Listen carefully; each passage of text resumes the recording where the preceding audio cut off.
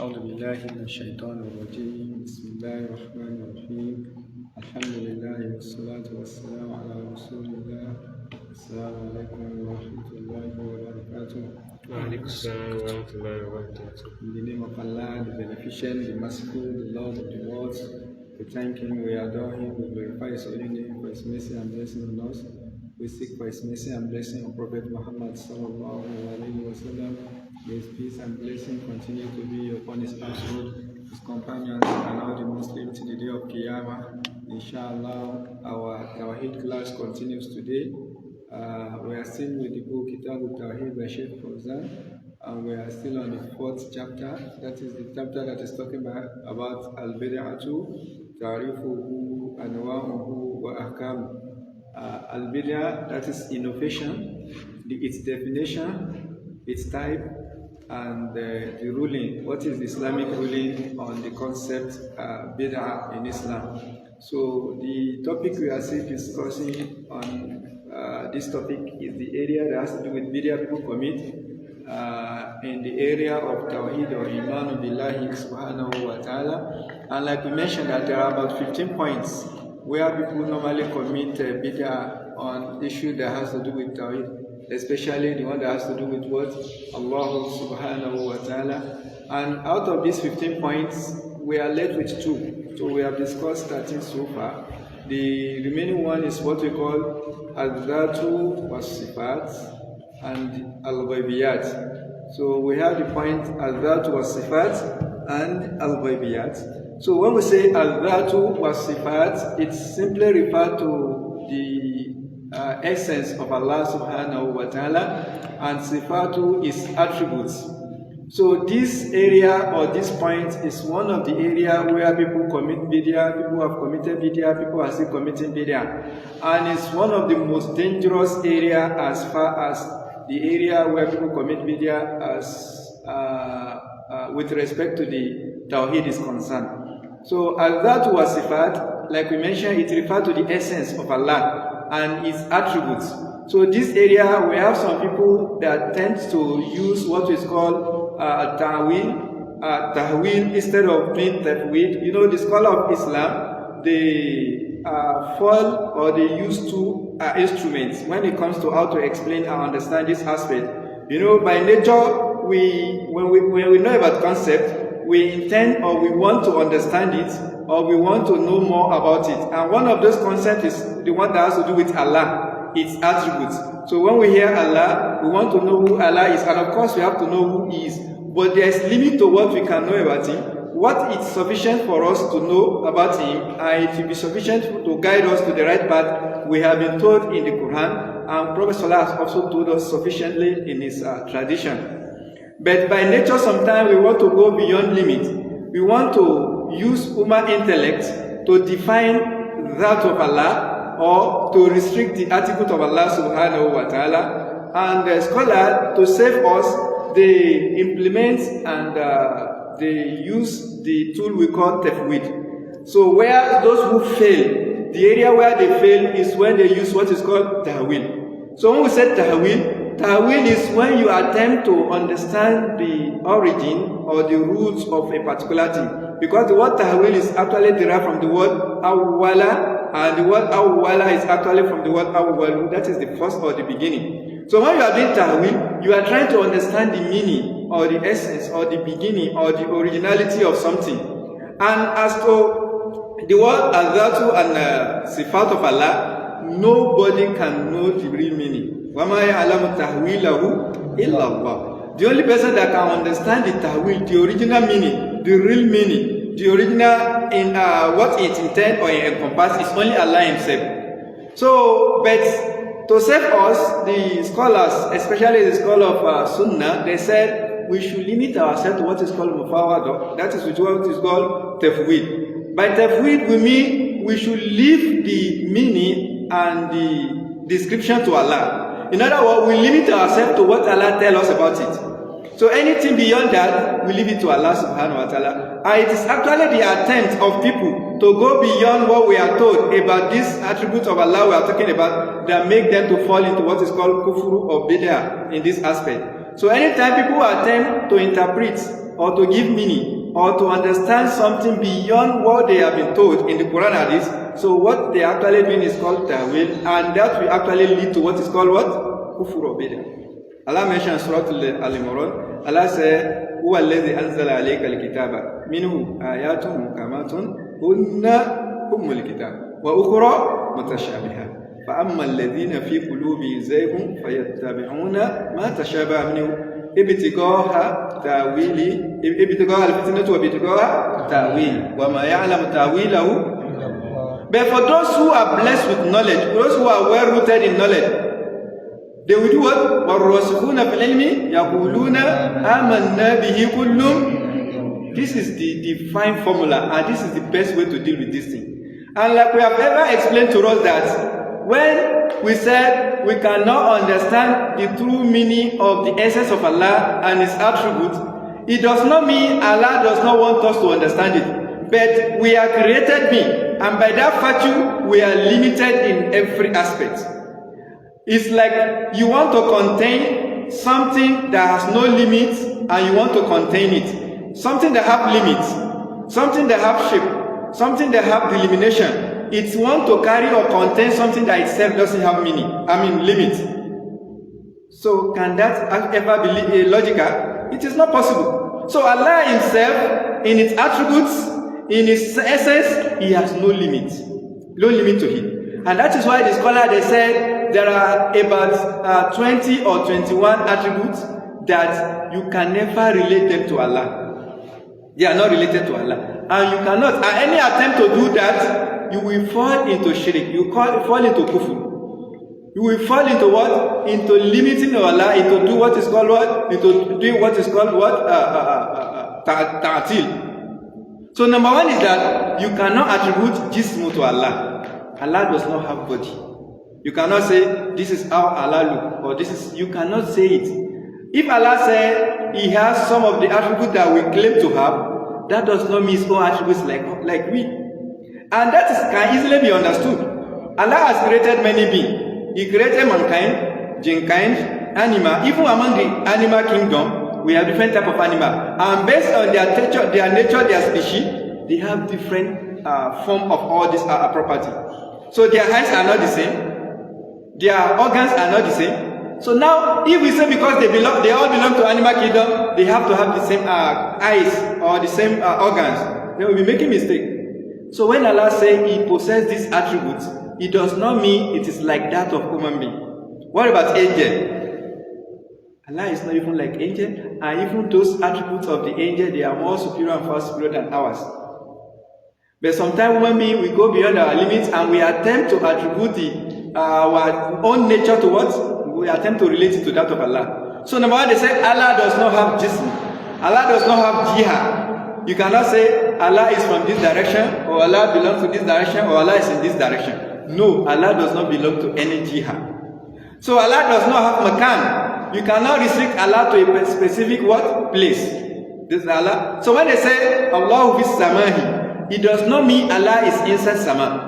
But that is what? That is showing what is called ulu will what? Mutlaq. That is above everything. So Allah does not what is called tahayyus. You cannot eliminate or bound Allah that this is extent to which Allah belongs or its cover. No, that is human or creature's attributes. There will like we ever mentioned that there are some angels. Their own size or creature is even bigger than this planet itself. If you can have some angel that their nature is even bigger than this planet itself, then how do you want to think about Allah? And with all this creation, we ever describe Al-Arsh of Allah that no human intelligence can comprehend or can understand the size, and it's a creature. Even with the fact that we cannot comprehend or understand it, to Allah it is limited. But for Allah, He is not limited. Then UDUS, you cannot say Allah is new or He starts somewhere or starts at a particular place. There are actually some people that make mistake in this area. Like we mentioned attributes and the essence of Allah. Some, like the Ash'ari and the Mu'tazila, they believe that Allah's essence has no beginning, but they believe that His attributes has beginning, or some of them are created. Allah is far more than that. So anything that is related to Allah, whether its essence, its attribute, they have no beginning and they are not created. It is actually a word of kufr. It's a kalma to kufr to say Allah's creature has beginning or is created. Allah is not created. He has no beginning and He has no end. Huwa al-awwal wal-akhir. Lam yalid wa lam yulad. He has never given to anybody and nobody has given back to Him. He has no relative, He has no family. He belongs to no particular direction or no particular. So it is not anybody's property. It belongs to everybody. So now, another thing is what? Al-Fana. We cannot attribute extinction to Allah. Of course, it does not have beginning, it cannot have an end. So that is property of creatures of Allah. So everything in creature, everything you can imagine, whether known or unknown, seen or unseen, whether you have ever heard about it or you have never heard about it, apart from Allah, every other thing are created. And by that virtue, they have beginning and they will surely have what? An end. It's only Allah that have no beginning and no end. Then, tagayyur, you cannot attribute tagayyur, change. Allah doesn't change.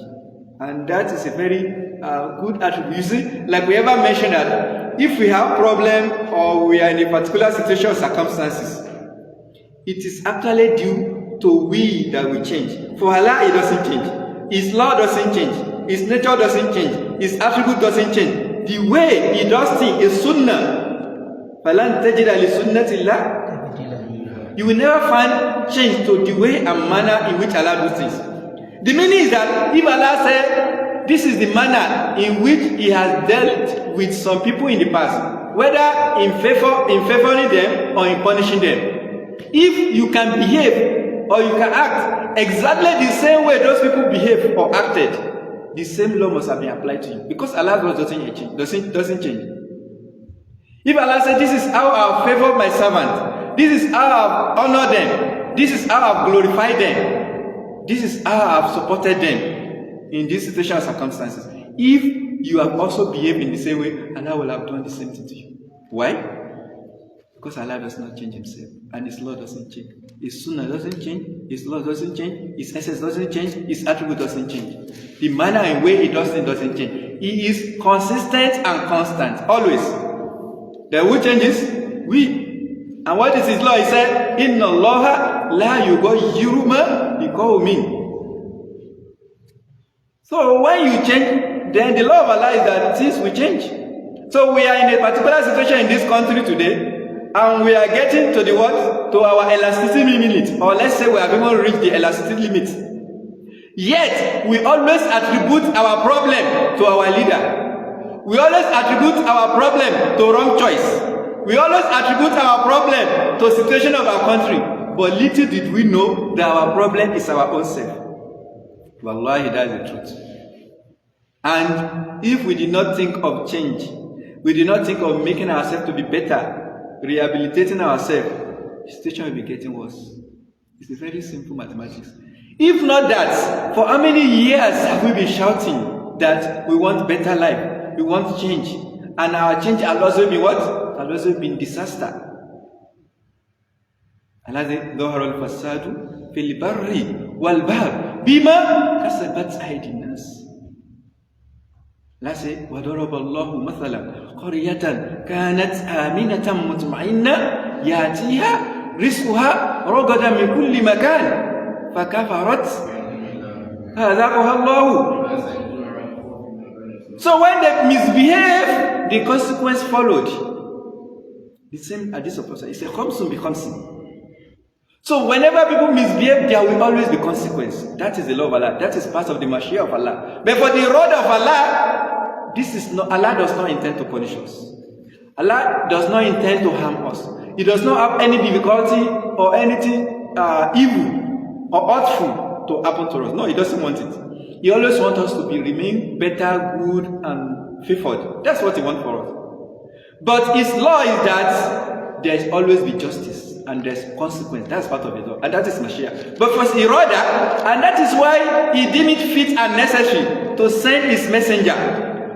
Like we mentioned that at the beginning of matter, when there was no disturbance in the law of Allah, in the nature of Allah, and the natural law, There was no need to send or to refill book or to send messenger. There was no need. And there was no punishment. And there was nobody complaining of disaster or problem. You will never hear earthquake. Then you will never hear natural disaster. You will never hear flood. You will never hear this problem, that problem. You will never hear it. Because nobody has violated the law of Tawhid.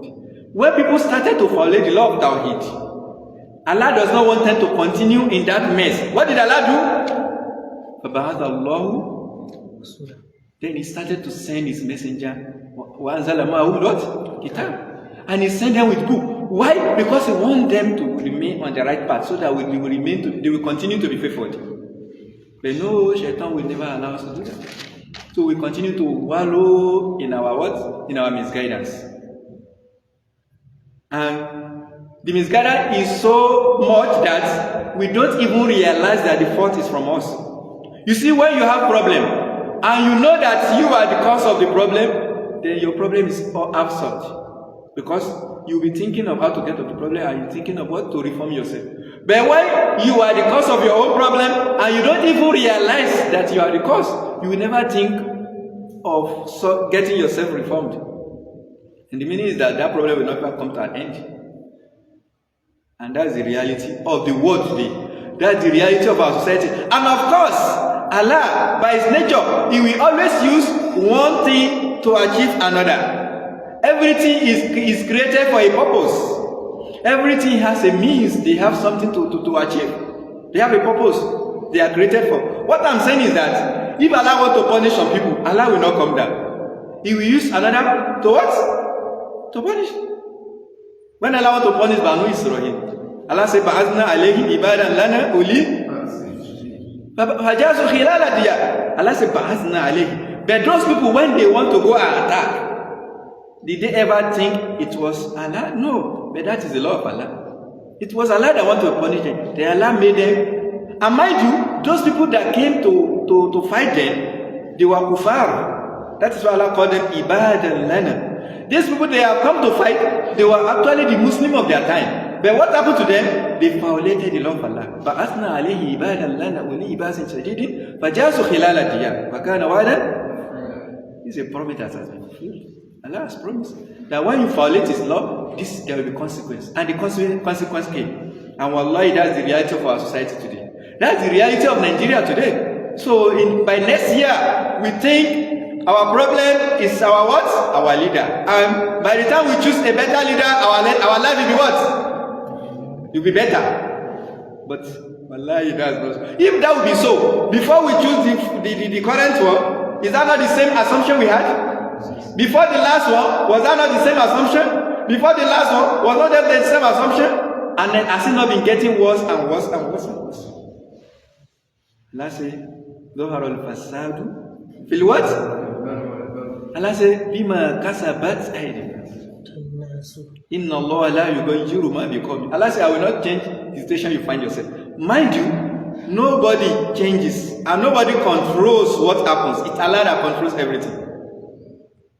وعنده مفاتيح الغيب لا يعلمها. He has the knowledge. وما تسقط من ورقة. Even a leaf. Look at this tree. It is being moved by wind, isn't it? A leaf, as small as it is, will not fall down from that tree until with the knowledge and permission of Allah. And you think a country as big as this, something will be happening there, and it will not be by knowledge and permission of Allah, when the leaf will not even fall down in the first place.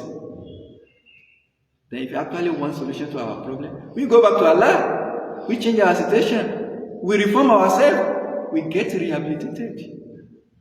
We seek for forgiveness. We do tawbah to Nasuha. Wallahi, that's the only solution to our problem.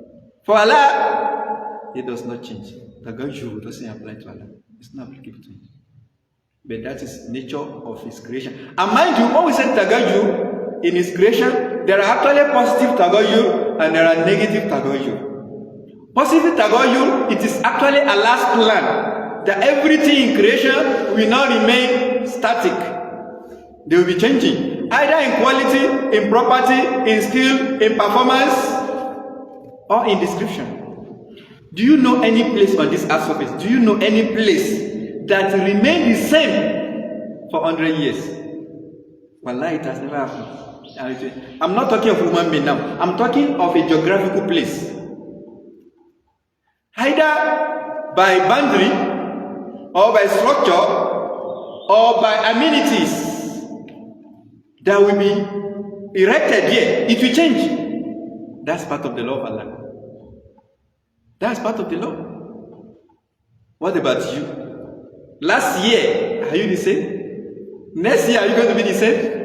You will continue to change. When you are in a water womb, are you the same one you are given birth to? It's part of the law of Allah. That is changing. We call it what? Sunnah to Tawhid. So that one is part of the creation of Allah, and it's what is positive. And that is exactly what Allah wants. It's only Allah that does change. Every other thing apart from Allah, they change. Either they change in rank, or in position, or in words, or in value, or in ability, or in many other things. Nothing will remain. It's either you are elevated or you are demoted. It's either you become better or you become worse. It's either you change your position or you change your rank. Everything will continue to change. Even human beings, they said no condition is what? That's a reality. It's a permanent truth. No condition is permanent. And that is why if you find yourself in a situation or condition you don't like, you should remember that statement. But one other fact is that if it's a what they call unpleasant, if something that is unpleasant, if you want it to be pleasant, it is in your hand. When I say in your hand, you have something to contribute. If you are in a particular situation and you want it to change for better, then you actually need to change yourself, especially your heart. You need to change it. Then Allah will change your situation. And that has always been the law of Allah. And it will never change. It has never changed, and it will never change. So Allah, He does not, Haraka does not apply to Allah. Haraka. They say Allah move from here to here. Like there's a book, they call it Divine Book. They said, when after Allah created Adam, then Allah was looking for Adam, then Allah started to move in Jannah and was looking for Adam. Does Allah need to move from one place to another before He will get anything He wants to do? If you think that is possible, it means you don't understand who Allah is. Does Allah need to move from one place to another before He will get whatever He wants to do done? Is there anything that is hidden from the knowledge of Allah? Huh? Is there anything that is hidden from His what? From His consciousness, from His perception, from His knowledge? Nothing, absolutely. He knows everything, to the lowest, to the smallest possible level. You see, in science, in those days, they said atom, when you want to define atom, they say atom is the smallest particles, smallest indivisible. That's where I'm going. They used to put the word indivisible there, isn't it? Is that also? But with the expansion and progress in knowledge, they now understand that atom can still further be divisible into three. They say atom can be divided into what? Proton, neutron, and what? So proton, neutron, and what? And now that is they may still believe that is the end. But wallahi, that can never be the end. Because you cannot go to the end of the knowledge of Allah. Wallahi yuhituna bi shay'in min ilmihi. Where you know, that is where Allah wants you to know. But to the end, you can never get to the end. So before they said smallest indivisible, now they say it's divisible. So maybe that's the end. Or even if they still go for that, but they will never get to the end. It's only Allah, the end belongs to Allah. Awwalu wal akhir. He's the only one that knows everything. That is one of His attributes. Who al-Latifun. He knows everything in details. He knows you. If Allah knows you in detail, He knows everything about you. Do you need a human being that does not even know himself, let alone knowing you, to solve your problem? Does it make sense? Is it logical? We say Allah knows everything about you. We are not talking about atom now. That even something beyond atom, Allah knows it. Even about you, He knows it. You know their position, you know what they are doing, you know what they can do, you know what they want them to do. Now you go to a human being that does not even understand himself, let alone understanding you to solve your problem. Is that logical? Is that sensible? Can that solve the problem? No, you always go to Allah. But that does not mean you should not use asbab. That's not what you are saying. But you always go at Allah. Allah will give the best sabab to solve your problem. If it is that same woman being, Allah will direct it to you appropriately. If it is something else, sometimes the solution to your problem is right on your palm. But because you have lost and you have failed in tawakkul, then you will suffer. You will waste energy, resources, and time. You will still not get the solution. And wallahi, there's nothing without solution. Allah has never created a problem except with a solution to it. Nothing is beyond Allah. Nothing can what? Can make Allah, can incapacitate Allah. He created everything in the first place. He has perfect knowledge about everything. He does everything and he can do everything. It's one of his attributes. Al-Qadir, Al-Qahir. So, as-sukunu is not applicable to Allah. You cannot say Allah moved from one place, or you cannot say Allah is stationary in one place. No, you can't attribute that to Allah. So you see, that may look somehow confusing. You say we cannot say it's moving, and we cannot say it's stationary. Of course, because we have not been told that anywhere in the Quran. And saying that it's property of creature. His property is attribute of creator to say that this creature is motionless or is stationary, it belongs to a particular place. Or to say it's a creature that moves from one place to another. But for Allah, you cannot attribute all these attributes to him. So if you don't understand it, that is exactly what we are saying. That there's limit to what you can understand. And you should believe that. And until and unless we believe that and we stay at that limit, we will not get ourselves a rest of mind and even of body. Continue to put ourselves in unnecessary trouble. And you cannot attribute ta'alluq to Allah. Ta'alluq, that is dependency or attachment. See, you know, human being, we are attached to one thing or the other thing. You are dependent on one thing or the other thing. You cannot be independent of everything. Even you sitting on that place you are sitting, it means you are dependent. If you want to sit that place, not there, you don't need to sit. So, even emotionally, you must be attached to one thing or the other. Even in terms of mind, your mind, psychologically, you must be attached to something. Probably when you are sad or when you have psychological problem, there must be some attachment, either to stabilize or to remove the sadness or to solve the problem. But for Allah, He is not attached to anything. And in reverse, everything that wants success must be attached to Him. At-ta'alluq billah wajibun. For you to be dependent on Allah, or to rely on Him, or to be attached to Him, is compulsory if you want success here in this world. What? The day of Qiyamah. Wallahi, that's the condition. If you don't get attached to Allah, then you will just be wandering blindly. Like Allah described the munafiqun. Allah said, "Mazaluhum kamazalil ladzi istawqada nara." So when Allah's light comes, they move. When the lights disappear, they remain. They cannot have direction again. But when you have tahalluk, when you attach to Allah, when you depend on Allah, then your problem is solved. Allah will always be at your side. And that is also what we mean exactly by what at-tawakkul. So a Muslim must necessarily and compulsorily have tawakkul on who? On Allah. And that's an important aspect of our Tawhid. So if your tawakkul is on other than Allah, it's a form of shirk. It's a form of shirk. If your own tawakkul is other than Allah, like Prophet Musa told Banu Israel, he said if they are true Muslim, then they should do tawakkul on who? Allah. If they don't do tawakkul on Allah, then it means they are not true what? They are not true Muslims. And tawakkul on Allah is one of the greatest tool or weapon somebody can ever have. If Allah bless you with tawakkul, wallahi, you will become an indomitable rock or mountain. Nobody can dominate you. No.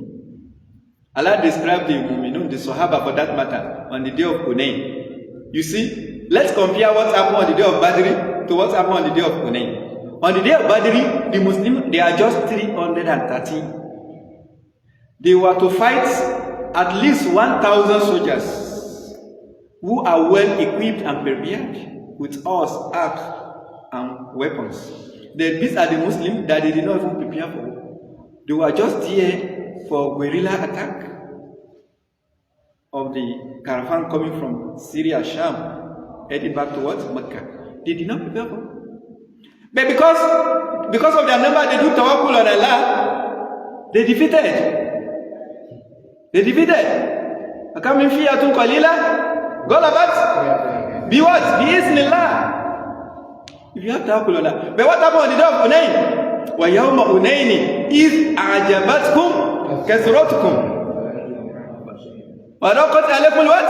Arda bima rahubat. So because of their, you see, when they were small, they think we have no solution to our problem except who? Allah. Then they return to Allah. When they get back to Allah, what Allah did, He supported them, He assisted them, and He gave them victory. But when they think they have power, numerical power, population, number, what do? They depend on their number. And what happened?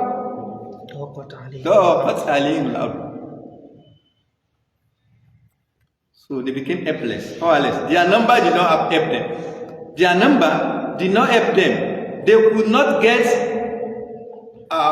victory, which means it is not number, it is not weapon, it is not human power. Allah told them on the day of battle, like Allah was telling Prophet Muhammad in Surah Al-Anfal. Allah said, وَمَا رَمَيْتَ إِذْ رَمَيْتَ وَلَكِنَّ اللَّهَ وَلَمْ تَقْتُلُوهُمْ وَلَكِنَّ اللَّهَ. You are not the one doing it, we are the one doing it. But I think you depend on your own, on your weapon, on your property, on your quality, Allah will have left you with you, and you will not be able to achieve anything.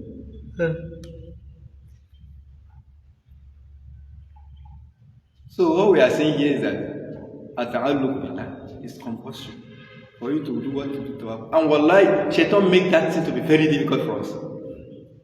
So when you have money, you tend to depend on your money. That of course I don't have problem. My account is very heavy. I have problem. I easily go. There's nothing money cannot do. So if you have money, the problem is solved. And wallahi, if Allah wants to show you Himself, that your money will not be able to. How many times money did not solve people's problem? How many times? If your skill, your knowledge can actually be solution to your problem, how many doctors became helpless when they are sick themselves? Answer. How many military leaders became a victim despite their skill and knowledge and weapon? How many times? How many times their skills, their knowledge, their weapon, whatever they have, cannot suffice them, cannot solve any of their problem? And that is exactly what Allah demonstrated to Prophet Ibrahim because of the tawakkul, the nature of his tawakkul on Allah. Allah showed them that it is not the fire that kills. It is not who? It is not fire to kill.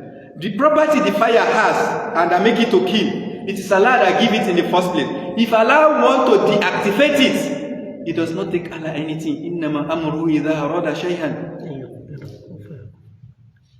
So when Prophet Ibrahim put that same of tawakkul on Allah, Allah said, "Kulna ya narukuni." Allah said, we instructed fire that, look at it. Allah did not say fire should quench. I want you to understand that statement. Allah did not say fire should what? He did not quench the fire. That fire stop the flame, stop flaming again. No, that is not what happened. The fire was still flaming. But for Ibrahim, it became one of the most habitable and comfortable places at that point in time because of the divine instruction that came from Allah. And for him not to be feeling lonely, an angel was sent to go and keep his company.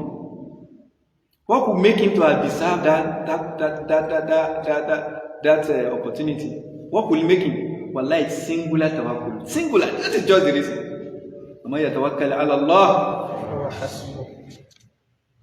Anybody that depends on Allah, Allah says, I will suffice you. If you have any problem, Allah says, He will give you a problem, a way out of the problem. But today, Shaitan make that simple and singular thing to be most difficult thing for us. Most difficult. We tend to put our trust in what we have and what we think can solve our problem. Sometimes we put it on our knowledge, our sense, Me, I guess so far. I don't think there's anything I cannot solve. I'm very intelligent, you see. I don't think I have problem. I can think very fast. I'm a fast learner. I can grasp it within 6 seconds. You see, if Allah loves you, when you put your trust in other things other than Allah, it will fail. Anytime you put your trust in other than Allah and it fails, wallah, is a sign of love for Allah for you. Is that not what happened to Sahaba now? Didn't Allah love the Sahaba? Didn't Allah love the Sahaba? Why did they fail on the day of Hunayn? Allah want to tell them that it's not your number. It's not your number. It is me who is doing it. Walakin Allah. So, but if it's somebody that Allah doesn't care about in the first place, you put your trust in other than Allah and you get your way. You get your way.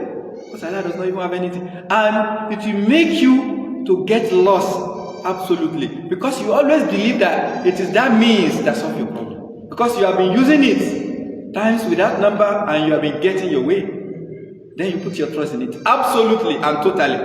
That is total misguidance. Total lost. For a believer, a good servant of Allah, like the Sahaba we describe now, each time you fail, you put your trust in other than Allah, you will fail. Each time you fail. What Allah is telling you that, come back to me, come back to me. You are making a mistake, you are making a mistake. That's what Allah is telling you. So which means that failure is not actually a failure. Because if you die in that state, without being notified, if you die in that state, it may be a disaster. And this worldly gain or achievement doesn't matter, it doesn't mean anything. If that is what matters, Allah will have given it to His prophet and messenger, because those are the best set of people that have ever set their feet on this person. How many of them can you attribute worldly achievement to? Is it Prophet Isa, that does not even have or is it Prophet Muhammad Sallam? In fact, one day Allah give Prophet Muhammad Sallam opportunity, a chance to choose between two positions. Between being a prophet and a servant, or between being a king and a prophet. Malikun Nabiyun or Abidun. Then Jibril that Allah sent to him to give him that choice, to make his choice, he sought for his advice that, what do you advise me? Which one should I choose? Jibril advised him to choose what? Abidun. So, if not Sulaiman and his father Dawood, or the prophet of Allah, in most cases they were also under some king or emperor at their time. And that was why sometimes it would be easy for those kings to oppress them or to harm them. King Zachariah was killed, Yahya was killed, several number of Anbiya of Banu Israel were killed because of those kings that have power over them. If that power, that position, that authority, if it matters, if it is important, how will they have power over the prophets of Allah? Allah will have given it to those prophets in the first place. They will have been the one terrorized, having power over them. They wouldn't have been the victim, as in those cases. So for Allah, He does not need to have ta'alluq with anything or anybody or anything whatsoever. But for everything, you must necessarily have ta'alluq with Allah. And that is the only solution to your problem. Our group in this session, their own tahalluk and tawakkul is such that even if they want to eat food, you are healthy, you have everything you need, and the food is in your front, they will still believe that that thing can only be achieved even with the tawakkul on Allah. Well, wallah, it is true. Some people, they died or they get problem right from taking food. That food may become very difficult for you to achieve. It may even be source of your death. Yeah, you may eat food and from there you lose your life. It's very possible, isn't it? So they did not see anything too small for them to depend on Allah. And wallahi, that is how it's supposed to be. Because by nature and by creation, we are limited in everything. It's only Allah that is not limited and does not have limits. So Allah does not have what is called ihtiyaj. That Allah does not need, He doesn't need anything.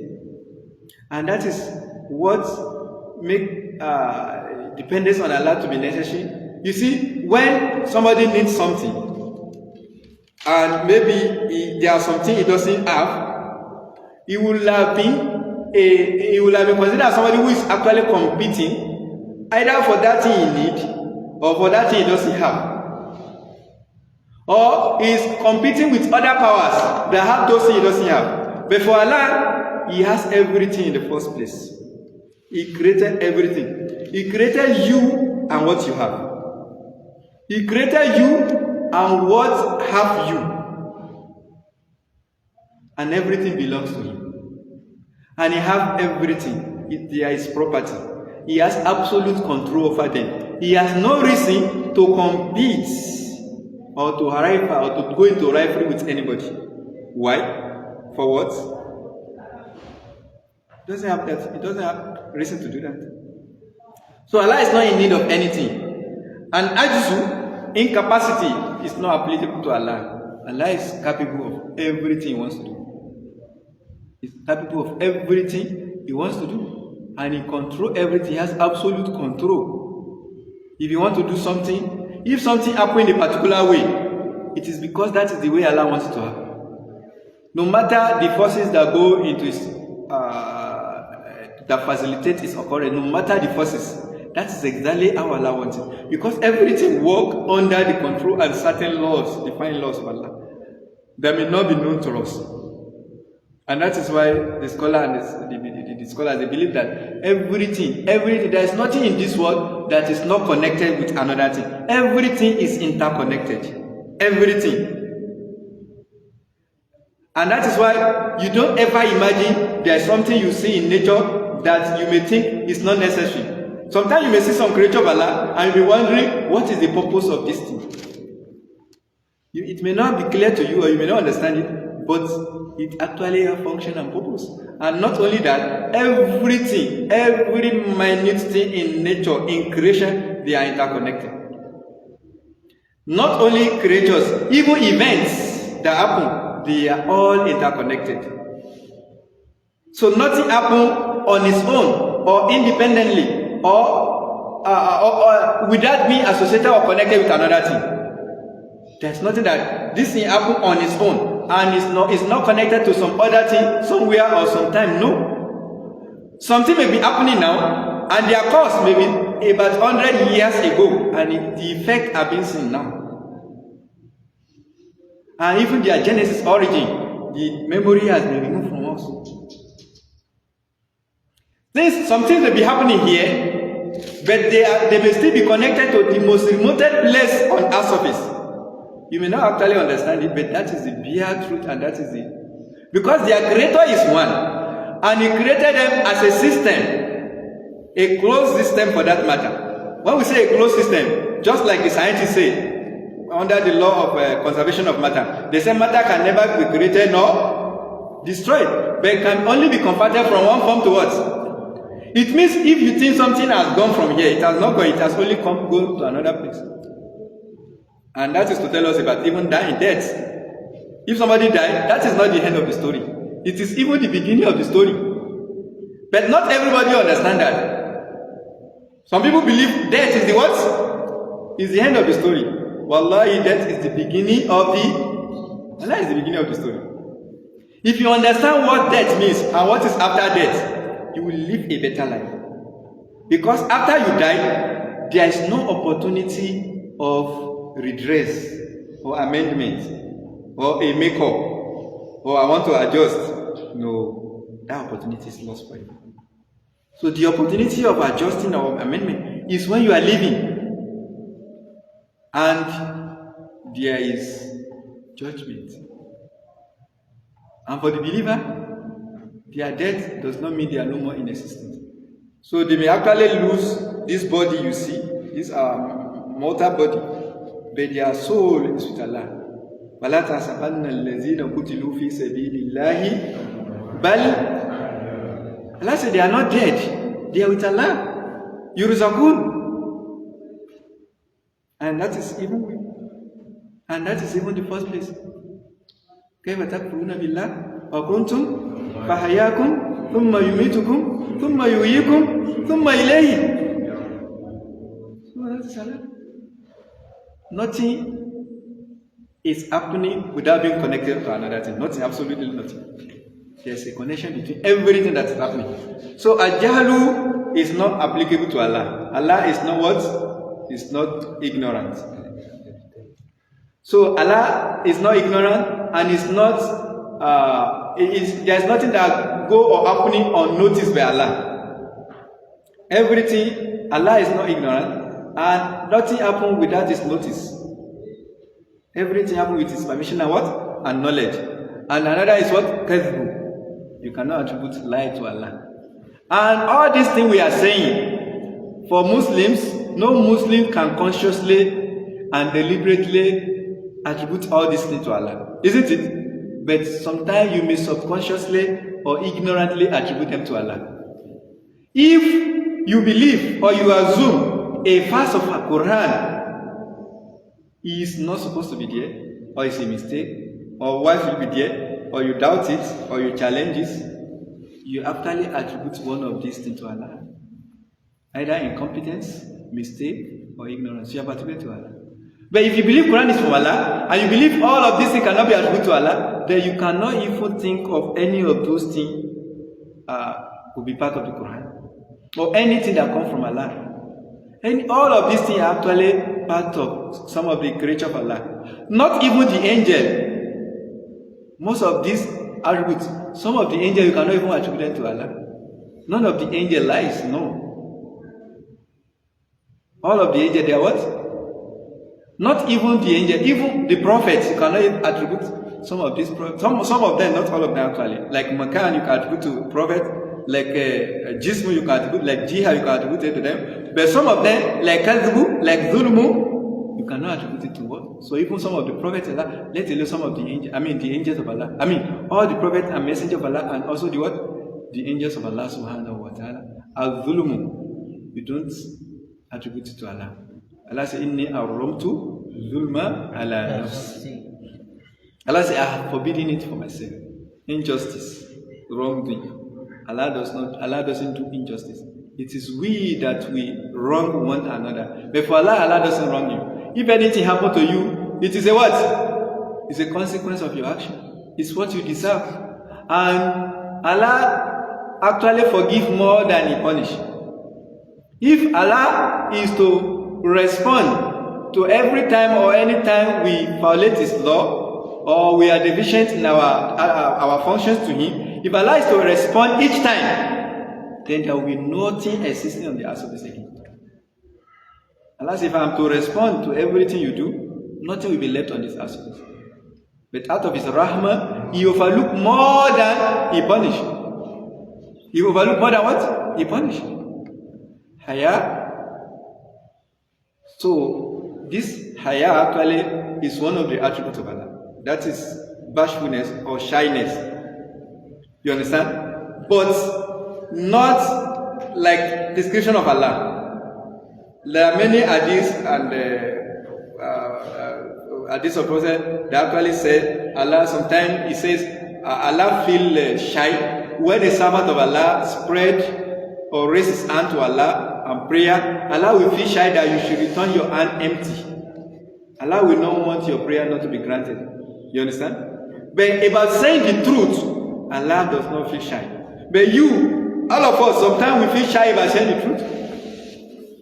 Maybe because we don't want to hurt somebody, or we don't want to offend somebody, and we know this is the truth, we don't say it. But for Allah, Inna Allah la yastahi an yadriba mathalan ma ba'udatan. Allah says, Ya ayyuhallazina amanu la tadkhulu buyutan nabiyyi illa an yu'dhana lakum ila ta'amin ghayra walakin idha du'itum wa idha ta'imtum wala mustanisina inna dhalikum kana wa yasta'i minkum wallahu la. Allah is not feeling shy, doesn't feel shy about the truth. Allah la yasta'i min al-what? Allah, when it is the truth, no matter who is hurt, no matter who is affected, no matter who will be feel offended, the truth will be said. And that is how we are supposed to be. The reason why you feel when you feel ashamed or shy to say the truth is that maybe you think that person will hurt you, or will harm you, or will deny you, or will do some sort of thing to you. That is it.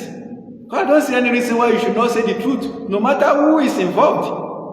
In fact, one like this, Prophet said, Abdul jihadi kalimatul haqqi inda sultanu jahil.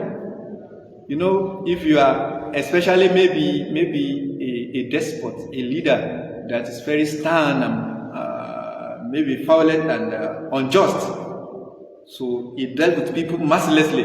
So, and you know the truth, you feel that, okay, if I say this thing, I will go, and that may be my end. Because of fear of being punished, you will not say it. Is that also? Therefore, Allah doesn't feel ashamed about saying it, the truth, no matter who is affected. So then, need to. Allah say, Allah doesn't have a need to. Need to mean equal. Need to mean equal. So Allah mentioned in different places like Surah Al-Baqarah. Allah says, Ya ayyuhallazina amanu ubudu rabbakum, ya ayyuhan-nasu ubudu rabbakum alladhi khalaqakum wallazina min qablikum la'allakum alladhi ja'ala lakum al-arda firashan was-samaa'a binaa'a wa anzala minas samaa'i maa'an فأخرج به من الثمرات رزقا لكم فلا تجعلوا لله. And that is the prayer of need. That is, the meaning is that all these things that are done by Allah, don't assume, don't think that another person do it. And that is what I was saying, that you don't need to say all these things does not belong to Allah. You don't need to say it. Immediately you assume or you think, like if you believe somebody can do something that is only Allah that does it, you have given Allah need. If you believe somebody can harm you apart from Allah, you have given Allah what? Need. Because you have given Allah equal. That is only Allah that can do it. Nobody can do it again. You have given Allah need. Like Allah also mentioned in another place in Surah Al-Baqarah. So if you think another person can do it or somebody can do it or somebody has done it apart from Allah, you actually give Allah an equal, that this is equal to Allah. In other words, you can do what Allah can do. Or is doing what is the attribute that only belongs to Allah. Then Sharik, partner, is only Allah and he has no partner. And he has no reason to have partner. Everything Allah wants to do.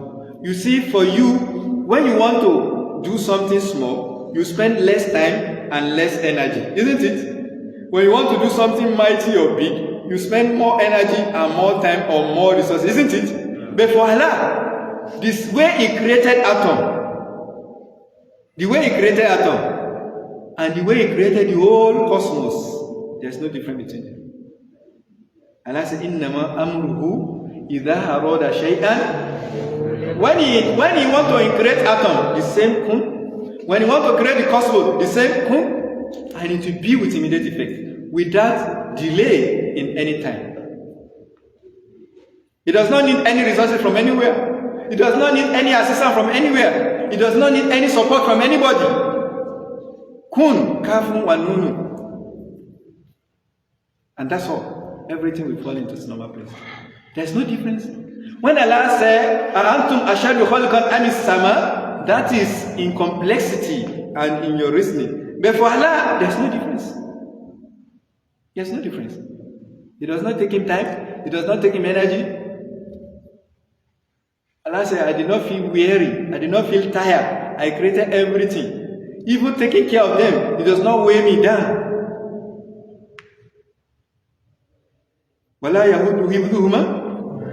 So it does not feel heavy under his what? Under their care. He takes care of everything. He provides for everything. So I've been notified that our time is up. We'll stop on this note, inshallah. We'll continue next week. May Allah make it easy for us. Subhanakallahumma bihamdik. Ashhadu an la ilaha illa anta astaghfiruka wa atubu ilayk. Assalamu alaikum wa rahmatullahi wa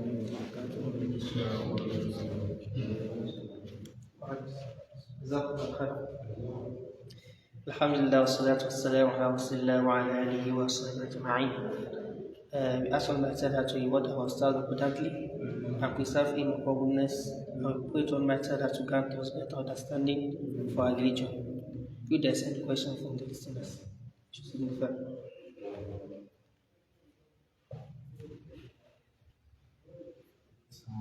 Alaikum assalam.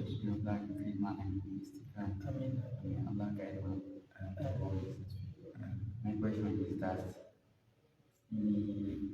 by the time we have a ritual birth, like in the day of Juma like this, is it allowed in Islam? Like instantaneously, you can have another bath with modern soap.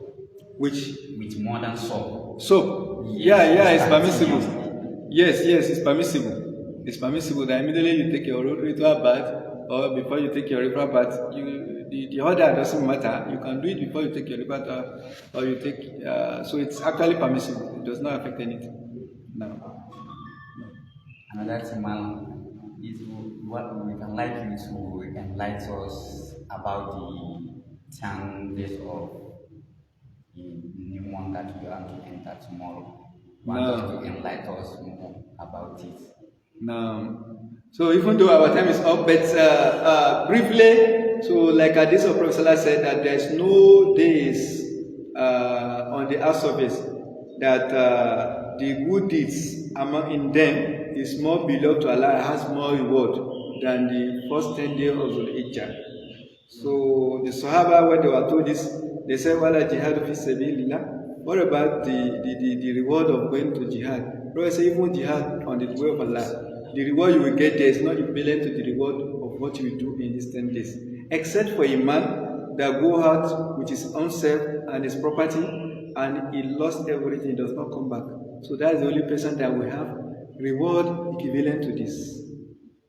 You can imagine in these days. So, and these days are just the first 10 days of this Dhul-Hijjah. And some of the scholars, they have observed that there are 10 days in Islam. So these first 10 days of Dhul-Hijjah, the first 10 days of month of Muharram, and the last 10 days of the month of Ramadan. And these last 10 days, the first 10 days of Dhul-Hijjah, so like what makes the first 10 days of the last 10 days of Ramadan to be a special day is because of one of the day. But Allah make them to be 10 days so that it will be easy for us to do more good deeds and also to hasten in doing the good deeds. And what is that day? The Laylatul Qadr. Because the Laylatul Qadr is found among those last 10 days. But for these 10 days, the day that make it to be special day is actually the day of Arafah. That is the best of the day that has the sun shine on, like Azeez of the Prophet mentioned. And also on that day, Allah forgive more servants that He has ever forgiven on earth's surface. That was the day on which the last verse of the Quran was revealed. And it was revealed on Yawm al-Arafah, on Yawm al-Jumu'ah, and on the Yawm al-Ajil Akbar. The fact that says, Al-Yawma akmaltu lakum dinakum wa atmamtu alaykum ni'mati wa raditu lakum. So because of that day, then this first 10 days has become what? Special day. And the good deeds that we have been instructed or encouraged to do actually is not limited to any good deeds. Any good deeds you know. And that is why you should not underestimate or you should not belittle any good deed. Even if it is about smiling on the face of your brother. Prophet said, "Wala takirodna min al-ma'ruf what?" So you should not underestimate. Don't look down. Even you smiling or making somebody happy is actually a praiseworthy, and it will have the same reward. So the same thing about doing evil deeds. You don't consider the evil deeds you do in these 10 days with the evil deeds you do outside those 10 days. So their reward is also multiplied. So we should encourage, and we should be encouraged, and we should try more. Like fasting, more sadaqat, more qiyam, more nawafil, and more qiraat al-Quran, and so on and so forth. We should encourage in doing more good deeds. And like we said, it's not limited to any particular good deeds. And the reward is actually not limited. And even dhikr, it will actually be shameful and disastrous that somebody will live these 10 days and will not have that kind of reward we have just mentioned. You see, for last 10 days of Ramadan, if you are able to see Laylatul Qadr, you have reward that is far more than 1,000 months. But for this one, it's not measurable. That one, it is compared to 1,000 months. But this one, it is not even look at what is comparing to what is compared to. So which means it is not something somebody should joke with. So who knows, this may be the last Dhul-Hijjah we ever had on the earth of this. And that is one of the bonus Allah has given His servant. So there are two Sahaba during the time of Prophet. The two of them are good. but one died and the two of them are friends. One died and the other one was delayed. Then the one that was delayed that died later, he entered Jannah before the one that died first. The Prophet was asked that what was the reason. He said, was this one live longer than the first one? And he has opportunity of witnessing more Ramadan, more Dhul Hijjah, and more this and more that, and able to get more reward than that. And that is the essence of living long. If your own reason of living long is to eat food, is to become this, to become that, it means you don't have sense. If you actually ever want to live long, that is why Prophet said, if you want to say you want to live long, you should pray that you should live long on what? On doing more good deeds. But if there will be no opportunity of you to do more good, it is even better for you to die now and now. Because there's nothing more, this world does not actually have any meaning than to worship Allah. In fact, that is the purpose of our creation in the first place. Is that not the reason why Allah said He created us? He said, what? So if you adrift or deviated from worshiping Allah, it means you have lost your path. That is why Allah said, وَالْعَصْرِ إِنَّ الْإِنسَانَ لَفِي إِلَّا الَّذِينَ آمَنُوا إِلَّا آخِرِ اللَّهِ. So in short, we should not allow this opportunity to slip by us. It's a very great opportunity. We should employ it and do. And the greatest form of ibadah, is amalul what? Qulub. Is the ibadah of the qalb. That's the greatest. And the meaning is that somebody may be doing physical acts longer and more time. He may not even have the reward of somebody that do one act of qalb in 6 seconds. Even that your physical act is dependent on what? Your heart. If somebody has shirk, element of shirk, or kufr in his heart, or riyah, and we see him doing good deeds, it may not even be rewarded in the first place. And if somebody he didn't dhikr, or he didn't tawakkul, or he didn't khashiyah in his heart, he will have more reward. Some scholars they observe that Abu Bakr, Prophet described him as having iman that can be distributed over all mankind. And this Abu Bakr we are talking about, if you compare it to other Sahaba, of course he was a righteous and he do many good deeds, but he did not face most of the problems the Sahaba faced. Abu Bakr has never been tortured like many Sahaba were tortured and punished. Sumaya was martyred. Yasir, Ammar bin Yasir, Bilal, can you imagine the way they were killed? Nobody dared do that to Abu Bakr. Umar was martyred. Uthman martyred. Ali bin Abi Talib mattered, but not Abu Bakr. How come he has this iman? How? The scholar they say it's because of the what? The amal al-qalb. Because the way his iman cannot be compared to other things. When Prophet ﷺ did Isra wal Miraj, when he came down, the mushrikun they rushed to him. Your friend has brought new thing, no? His lie has been lied before because this one a probe lie. They say he has brought a lie that is not. He said, what is the lie? He said during this night, he traveled from here to Baitul Maqdis, from Baitul Maqdis to the 7th heaven. And in the same night, he come down to Baitul Maqdis and come back to Kaaba. Is this not too much? Abu Bakr said, did he say it by his mouth? If it comes out of his mouth, then that is the truth. That is the kind of iman, belief of Abu Bakr. And that is why he became the best. So that is the area. Even Ibrahim. So Allah said, "Is Jaharabu because be what? Because he have qalbun salim, and that is the beginning of all good is in the first place. May Allah assist us and bless us now." Another question. Inshallah, in the case of no more questions, stop here for today and continue next time. Beginning time. Yes, Allah to accept our ibadat and count us among the beneficiaries of this Tawhid. Subhanahu wa ta'ala. Assalamu alaikum.